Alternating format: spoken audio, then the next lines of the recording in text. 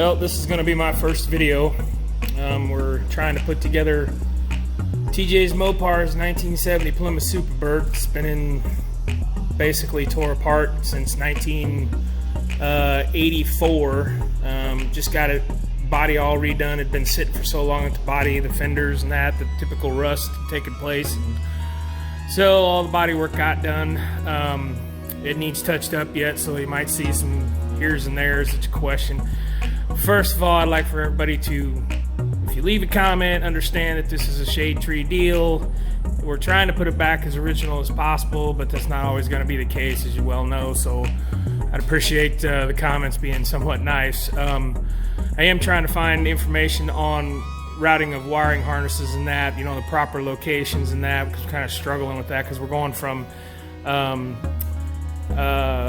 points to electronic ignition, so I'm just trying to verify all that stuff. So anyway, I'll just kind of give you a quick overview here of what we've been doing. I'll lower it back down so you can see the motor in it.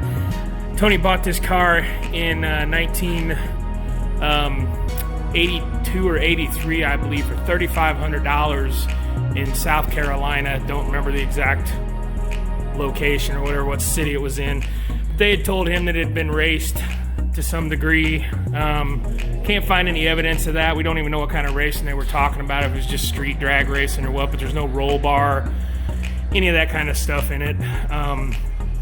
As you can see, of course, there's no interior in this car either at this point. That's one of the final things we're doing. I'm just trying to button up all the plumbing and stuff. We had to put a new gas tank in, of course, because after 30 years of sitting, everything was pretty much rotted or needed to be replaced. U-joints and stuff had to be replaced. All necessary brake lines and fuel lines and that. This car did have the correct left-handed threads on it, and the guy didn't realize that and busted one off, so got to replace that yet. But somebody had already replaced the front caliper, or rotor I should say, so those studs are not correct either, but we're just going to leave that for now.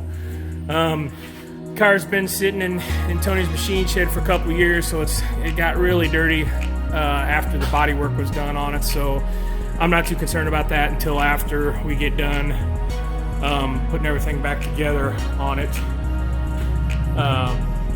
Basically, just kind of a nutshell here. That's all we're kind of doing. I know there's not a lot of videos out there pertaining to restoration unless you're doing professional, like graveyard cars, which that'd been great to have had them do this car, but you know, that's quite a bit more cash than what we spent doing the body and stuff. This car's original 33,000 miles on the odometer when Tony bought it. The motor had to be pulled because something happened with the motor, so he had to have it rebuilt twice. Something, I don't know the exact details of that situation, but anyway, I'll pause this and I will put the car down so you can see the motor.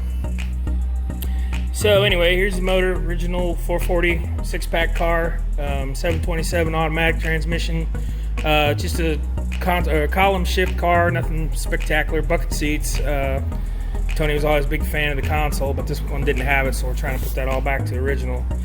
But what I'm trying to figure out is, as you see over there where the battery tray goes, I know that some of the electrical wires are supposed to go in that little groove with the plastic clips and that, but what I'm trying to understand is, where do the vacuum lines go and how they hook. I have a diagram, but it's not a very good diagram. It's pretty shoddy, but I just haven't dug real deep into it yet. So if anybody knows where I can find that stuff easy to read, it'd be great, just for some help.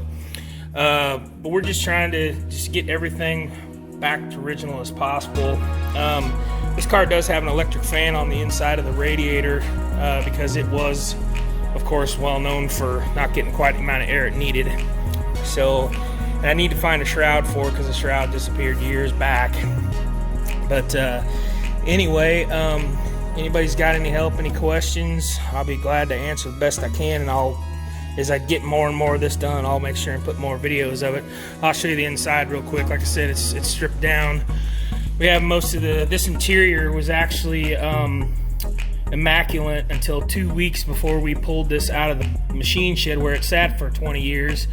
And Tony had always left the trunk lid open just enough so that the air can move through, so stuff wouldn't rust up too awful bad and fast.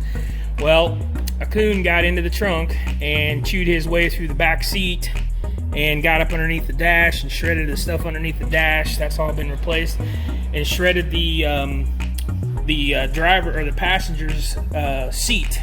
Kind of shredded that up a little bit. So we gotta figure out what we're gonna do with that. Probably buy the cushioning and stuff like that. And try to put it back to original. Try to save $1 here, $1 there. And I do realize this car demands every dollar you can put into it because of the value of them. But right now, it's just one of those things where we gotta kind of pinch pennies, unfortunately, to get the car at least to where it's drivable again, because it's more nostalgia than it is, collector's value to Tony. This car is original Alpine white. Someone back in the 70s had changed it. We think it had been wrecked because the rear quarter driver's side had been replaced, and it was a dark blue. But this car was originally white, and then somebody had taken the vinyl top off and painted it Richard Petty blue. I liked it Richard Petty blue, but it just wasn't quite right. They had taken and filled this all in with Bondo to hide the dimples from the trim piece for the vinyl top. So we had to have the body guy clean all that out and get that all ready to be put back the way it's supposed to be for the vinyl top. So we got that stuff too to have it done. So anyway, like I said, if you have any questions or can help me out with any kind of pictures of wiring and so on and so forth in the engine compartment, that would be fantastic. So thanks, and I'll be uploading more when I get a chance. Thank you.